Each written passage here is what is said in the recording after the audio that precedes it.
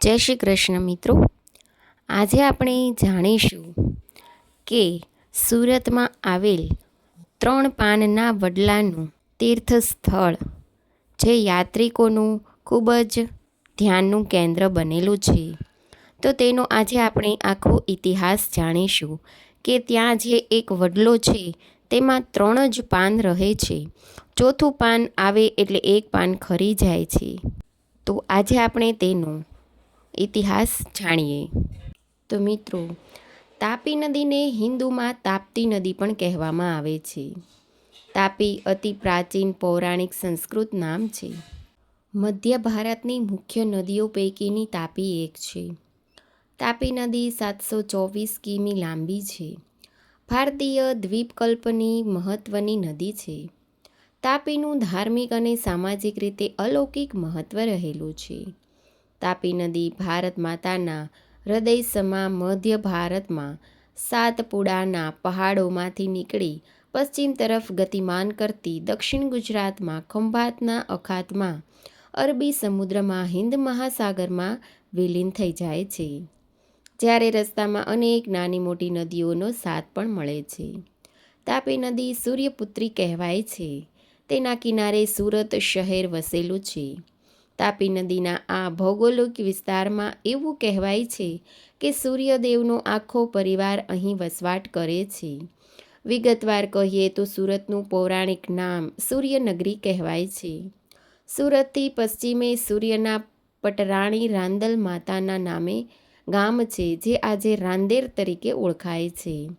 Surat railway સ્ટેશનથી ઉત્તર દિશાએ તાપી કિનારે અશ્વિની અને કુમાર બંને દેવોના વૈદ્ય તરીકે પુરાણોમાં ઓળખાતા તેના નામે જાણીતું એક પૌરાણિક ગામડું છે જે આજે શહેરના કોન્ક્રીટના જંગલમાં ખોવાઈ ગયું છે, પણ અશ્વિની કુમાર નામ જાણીતું છે જે ભૂલાયું નથી.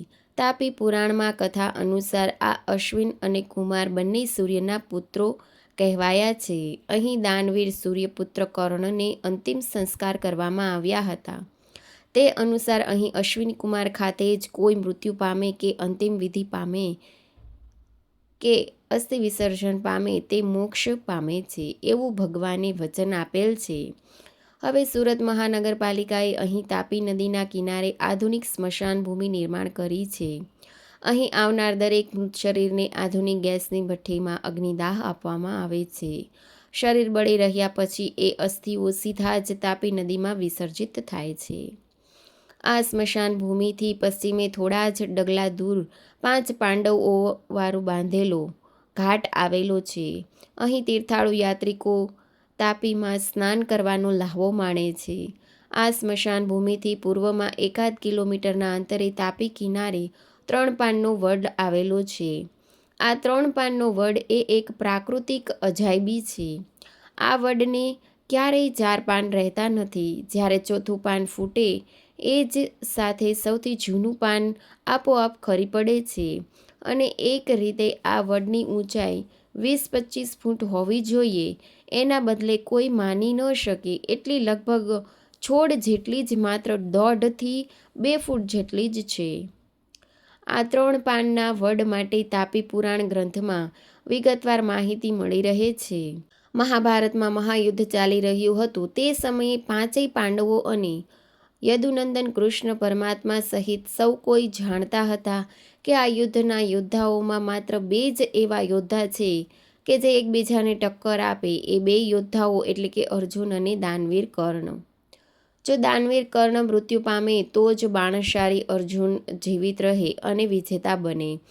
એવા સંજોગો વચ્ચે અર્જુનના તીર લાગવાથી દાનવીર કર્ણ ઘાયલ થયા છે પણ મૃત્યુ થતું નથી અને તડપડી રહ્યા છે. એવા સમયે એક બ્રાહ્મણ આ દાનવીર પાસે આવી ચડે છે અને દાનમાં માંગે છે. ત્યારે કર્ણ કહે છે કે હે ભૂદેવ, હવે મારી પાસે આપને આપવા માટે સોનું કે ધન નથી. ત્યારે બ્રાહ્મણ બોલ્યા, એ સૂર્યકુમાર, તમારા દાંતમાં સોનું રહેલું છે તે તમે આપી શકો છો. આ સાંભળી કર્ણએ આજુબાજુ દ્રષ્ટિ ફેરવીને દૂર પડેલા પથ્થર પોતાના મોઢામાં દાંત સાથે અથડાવીને દાંતમાં રહેલું સોનું બ્રાહ્મણને દાન આપ્યું. બરાબર એ જ સમયે અર્જુન અને કૃષ્ણ પરમાત્મા ત્યાં આવી પહોંચ્યા. ત્યારે કર્ણ પોતાને જ્યાં કુંવારી ભૂમિમાં અંતિમ સંસ્કાર કરી મોક્ષ આપવા વિનંતી કરી. થોડીવાર પછી દાનવીર કર્ણ દેહાવસાન પામે છે અને કૃષ્ણ ભગવાન પાંડવો સાથે કર્ણના અંતિમ સંસ્કાર માટે તાપી કિનારે અહીં અશ્વિની કુમારના ઓવારા પાસેની એક અવાવરૂ કુંવારી જમીનમાં તીર ખોજીને તેના પર ચિતા તૈયાર કરી અંતિમ સંસ્કાર આપ્યા. તો હાજર પાંડવોએ શંકા વ્યક્ત કરી કે આ ભૂમિ કુંવારી જ છે તેની ખાતરી કેવી રીતે થાય? ત્યારે કર્ણે આકાશવાણીથી કહ્યું કે હા, આ ભૂમિ કુંવારી જ છે. એની પુરાવા રૂપે થોડા સમય પછી અહીં એક વડ ઉગશે જેને સૃષ્ટિમાં કાયમ માટે 3 જ પાન રહેશે અને તે વડ હંમેશા એક નાના છોડના રૂપમાં જ રહેશે. તેના 3 પાન તે બ્રહ્મા, વિષ્ણુ અને મહેશના પ્રતીક તરીકે ઓળખવામાં આવશે. પછી સૌએ માન્ય કર્યું કે કુંવારી ભૂમિ જ છે. કુંવારી ભૂમિ એવી જગ્યા છે કે જ્યાં કોઈ પણ જીવ પ્રાણી કોઈએ પગલાં રાખ્યા ન હોય. આ વાતની સાક્ષી રૂપે આજે પણ આ જગ્યાએ એક વડનો છોડ છે જે મહાભારતના યુદ્ધને લગભગ 5000 વર્ષ ગણતા એટલા વર્ષોથી માત્ર છોડ રૂપે જ છે, જે ક્યારેય પૂર્ણ વૃક્ષ બન્યો નથી. આ એક પ્રાકૃતિક અજાયબી છે જે આ 3 પાનના છોડને સ્ટીલની જાળીમાં સુરક્ષિત રાખવામાં આવ્યો છે. અહીં આ ભૂમિ પર મંદિરમાં મૃત્યુશૈયા પર દાનવીર કર્ણની મૂર્તિની પૂજા કરવામાં આવે છે. મહંત વિજયદાસના જણાવ્યા પ્રમાણે આ અજાયબીને ઓળખવા માટે વિશ્વના કેટલાય વૈજ્ઞાનિકોએ મહેનત કરી હતી પણ કોઈ ઉકેલ મેળવી શક્યા નથી. તેમજ વિશ્વની ઘણી બધી ટીવી ચેનલો પણ આ માટે આવે છે, પણ આ એક પ્રાકૃતિક વૈજ્ઞાનિક રહસ્ય જ રહેવા પામ્યું છે. તો મિત્રો, આ છે સુરતમાં રહેલ 3 પાનના વડલાનો ઇતિહાસ. જય શ્રી કૃષ્ણ મિત્રો. વિડીયો ગમ્યો હોય અને આવા નવા વિડીયો જોવા હોય અને નવી જાણકારી મેળવવી હોય તો મારી ચેનલને લાઈક કરજો, શેર કરજો અને સબસ્ક્રાઈબ કરવાનું ભૂલતા નહીં. Thanks for watching.